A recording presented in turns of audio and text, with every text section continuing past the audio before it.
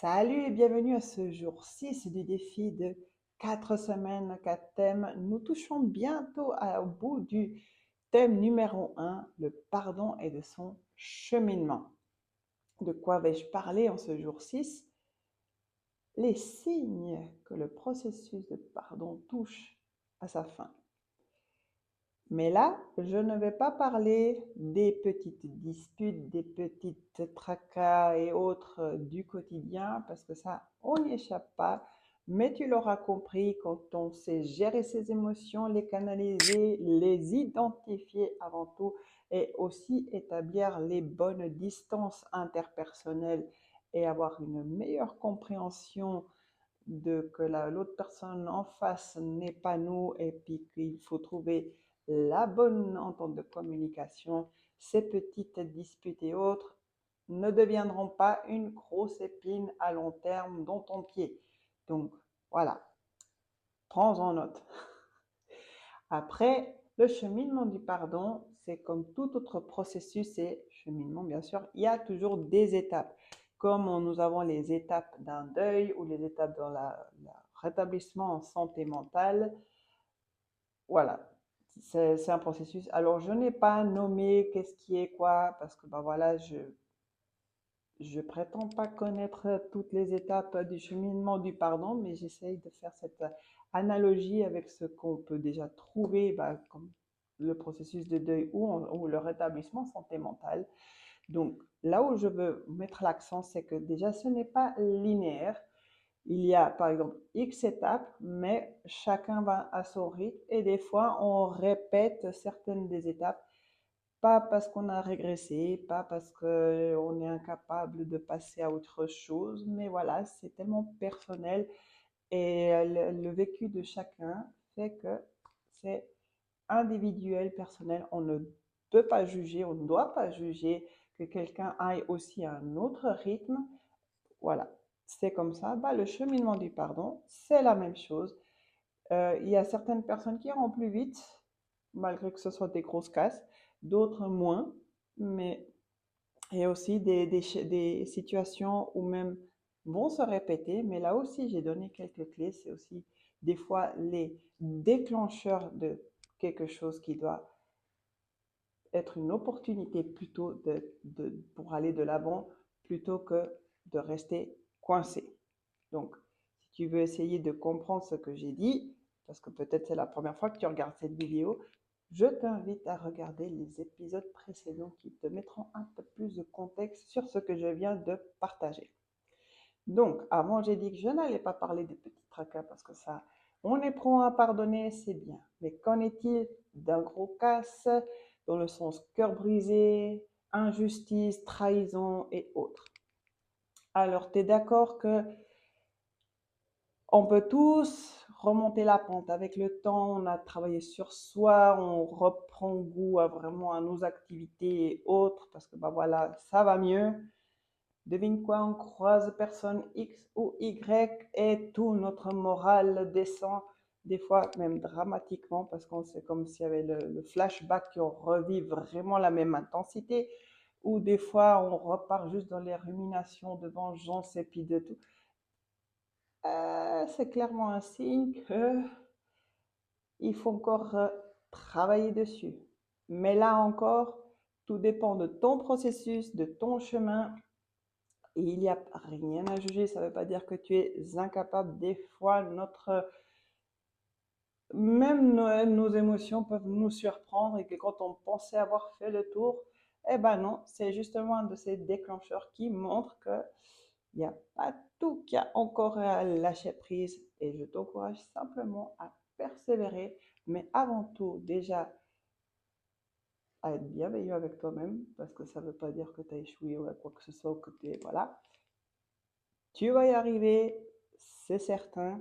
Prends les choses les unes après les autres, mais évite simplement de retomber, surtout si tu es dans la rumination et dans la négativité. Ça, par contre, ça ne va pas t'aider. Voilà. Mais bienveillance est de mise et continue d'aller de l'avant. Tu vas y arriver à lâcher prise, je te l'assure. Donc, un autre signe, bah voilà, le signe le plus évident, c'est de ne plus rien sentir.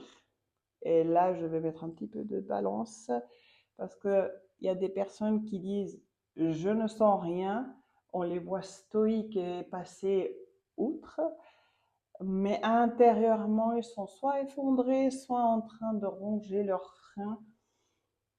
Non, ça c'est pas ça c'est ne pas ne rien sentir. C'est soit il y a un déni quelque part, soit il y a une telle gestion pour ne pas perdre la face et tout, mais que c'est clairement pas ce type de rien sentir que je parle parce que c'est déguisé. Et d'autres qui ne sentent rien parce qu'ils se sont tellement bloqués en eux-mêmes qu'ils ne veulent rien sentir parce que la douleur est trop vive et trop forte. C'est pas ça non plus parce que ça c'est vraiment une carapace qui t'étouffe plutôt et tu penses te protéger mais elle, à la longue elle va t'étouffer. Quand je dis tu ne ressens rien, moi j'appelle ça plutôt l'émotion neutre. Tu peux avoir le souvenir, bon, de toute façon tu vas l'avoir parce que tu ne deviens pas amnésique même quand tu as fini ton processus, hein.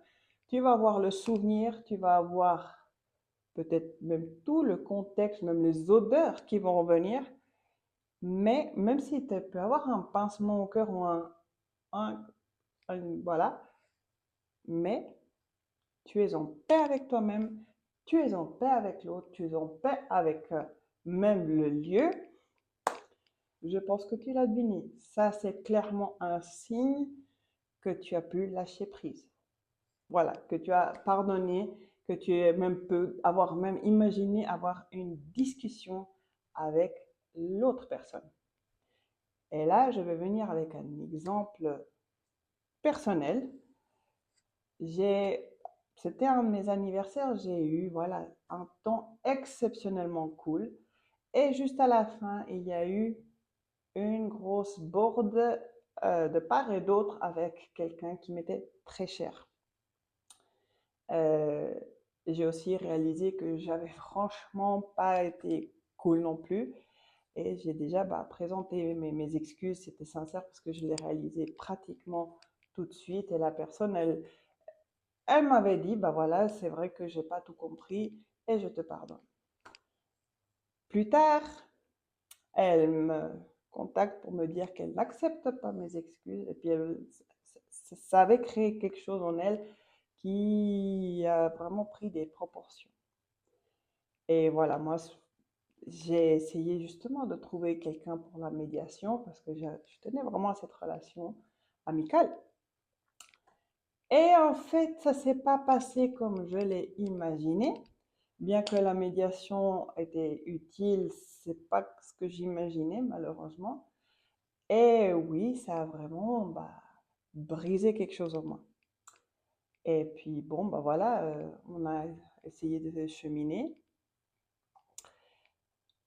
Alors maintenant, la relation en elle-même n'est plus amicale, simplement pour la bonne raison, c'est qu'on a remarqué de part et d'autre que nos chemins se séparaient naturellement. Mais par contre, quand on se retrouve maintenant, ni elle ni moi, on est là, ah, c'est pas vrai, mais plutôt on a même plaisir à se boire, on a même plaisir à boire un verre ensemble et tout, bien que le lien d'amitié ne soit plus vraiment ce qu'il était avant. Ça a pris du temps, il y a eu beaucoup de rongeons, moi j'ai bien rongé mon frein, mais voilà, ça illustre bien un parcours. Tu peux ne plus avoir le lien d'amitié, dans ce cas précis par exemple, mais tu peux revoir la personne, tu peux même boire un verre, tu peux être content de ce qu'elle devient. Et la situation qui a fait cette cassure n'est même plus dans ta pensée, n'est même plus dans ton cœur et tu n'as même plus envie de revenir dessus. Et pas parce que tu l'as fui, c'est juste parce que c'est lâché. C'est fini, c'est bon. On passe à autre chose. Donc ça, c'est un petit exemple, bien que j'en ai d'autres à raconter par rapport à des situations similaires. Euh, voilà, je pense que cet exemple illustre bien ce que j'essaie d'expliquer. Effectivement, je n'ai pas détaillé comment chaque processus, chaque étape, mais je pense que tu as l'idée principale, que tu remontes la pente. Et quel est le signe le plus évident?